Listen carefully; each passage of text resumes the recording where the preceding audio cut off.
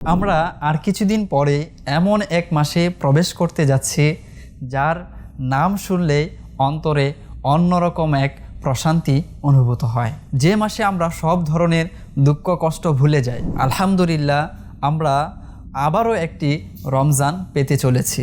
আসছে আবার রমজান, আসছে আবার রমজান, আসছে আবার রমজান, আসছে আবার রমজান।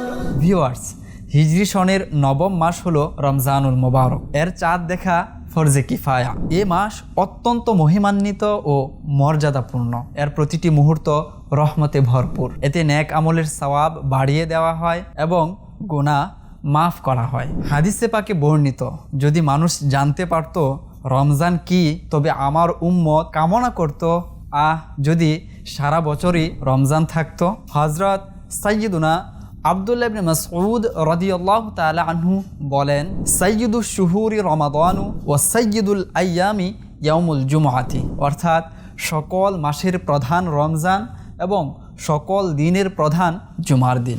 এ মাসের একটি বিশেষত্ব হলো মাসগুলোর মধ্যে কেবল রমজানুল মুবারকের নামই কুরআনে পাকের মধ্যে এসেছে। এছাড়াও এ মাসের মহিমা ও মর্যাদার প্রমাণ এই যে কুরআনে পাকও এই মাসেই নাজিল হয়েছে। নবী করিম সাল্লাল্লাহু আলাইহি ওয়াসাল্লাম ইরশাদ করেন, হযরত সাইয়্যিদুনা ইব্রাহিম আলাইহিস সালাতু ওয়াসসালাম এর উপর সহিফা সমূহ রমজানুল মুবারকের প্রথম রাতে নাজিল হয়। তাওরাত রমজানুল মুবারকের সপ্তম রাতে, ইনজিল চতুর্দশ রাতে এবং কুরআনুল কারীম 25তম রাতে নাজিল হয়। এছাড়াও এ মাসের নামের খুবই চমৎকার এক মিনিং উল্লেখ করা হয়ে থাকে। রমজান শব্দটি মূলত রমজ বা রমাদুন থেকে এসেছে, যার অর্থ তীব্র গরমে দগ্ধ হওয়া। প্রাচীনকালে যখন মাসগুলোর নাম নির্ধারণ করা হয়েছিল, ওই সময় মৌসুম যেমন ছিল সেই অনুযায়ী নামকরণ করা হয়েছিল। ঘটনাক্রমে রমজান তখন প্রচণ্ড খরতাপের সময় পড়েছিল, তাই এর নাম রাখা হয়েছিল রমজান। মুফতি আহমদ ইয়ারখান নাইমি রহমাতুল্লাহ তাআলা আলাইহি বলেন, যেমন আগুনের চুল্লি লোহার মরিচা পরিষ্কার করে লোহাকে মূল্যবান বস্তুতে রূপান্তরিত করে এবং আকরিক সোনাকে গলিয়ে প্রিয়জনের পরিধানযোগ্য গহনা গড়ে দেয়, ঠিক তেমনিভাবে রোজা গুনাহগারের গুনাহ মাফ করায়। নেককারদের মর্যাদা বৃদ্ধির পাশাপাশি বান্দাকে আল্লাহর নৈকট্যশীল করে তোলে। এ কারণে একে রমজান বলা হয়। হযরত আল্লামা সিরাজউদ্দিন উমর ইবনে আলী, যিনি ইবনে মুলাক্কিন শাফিঈ নামেও পরিচিত, তিনি বর্ণনা করেন, রমজান বলা হয় শরৎকালের বৃষ্টিকে। এ মাসের নাম রমজান রাখার কারণ হলো এটি দেহকে গুনাহ থেকে সম্পূর্ণভাবে পরিষ্কার করে এবং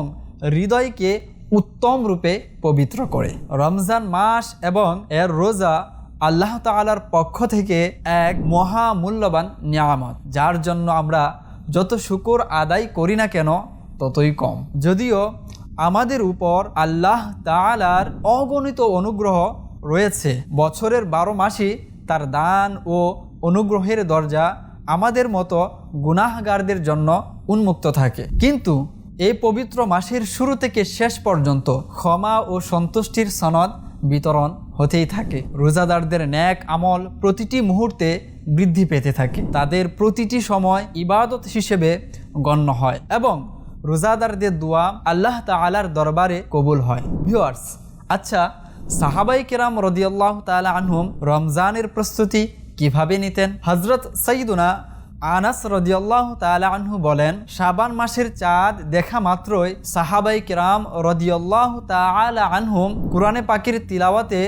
বিশেষ মনোযোগী হয়ে উঠতেন। তারা নিজেদের সম্পদের যাকাত বের করতেন, যাতে দরিদ্র ও মিসকিন মুসলমানেরা রমজান মাসের রোজার প্রস্তুতি নিতে পারে। শাসকগণ বন্দীদের ডেকে আনতেন, যাদের উপর হদ অর্থাৎ শরীয়ত নির্ধারিত শাস্তির আদেশ থাকত তা কার্যকর করা হতো, আর যাদেরকে মুক্ত করার উপযুক্ত মনে করা হতো তাদেরকে মুক্ত করে দেওয়া হতো।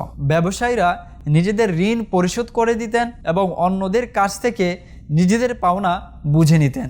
আর এভাবেই রমজানুল মুবারক আসার আগেই নিজেদেরকে অবসর করে নিতেন। আর যখন রমজান শরীফের চাঁদ দেখা যেত তখন গোসল করে কিছু সাহাবী ইতিকাফে বসে যেতেন। নিশ্চয় রমজানুল মুবারকের প্রস্তুতির ক্ষেত্রে সাহাবাই কেরাম রাদিয়াল্লাহু তাআলা আনহুম এর পদ্ধতি আমাদের জন্য অনুসরণীয় আদর্শ।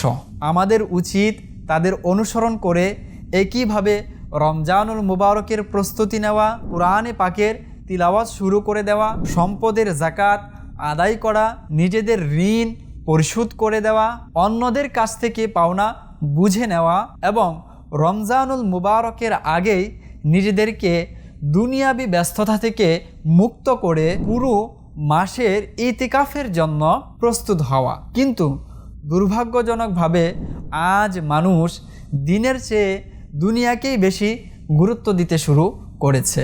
অধিকাংশ মানুষকে দেখা যায় দুনিয়াবি কাজেই ব্যস্ত থাকতে, আর দিনী কাজের ব্যাপারে একদল তো এমন রয়েছে যারা আদৌ করে না, আর যারা করে তাদের একটি বড় অংশের অবস্থা এমন যে যেন কোনোভাবে দায় সারাভাবে কাজটি শেষ করে নেয়। নামাজ, যাকাত সহ অন্যান্য ইবাদতের মতোই রোজার ক্ষেত্রেও একই অবস্থা দেখা যায়। আল্লাহ পাক আমাদের পবিত্র রমজান মাসের বরকত অর্জন করার তৌফিক দান করুন।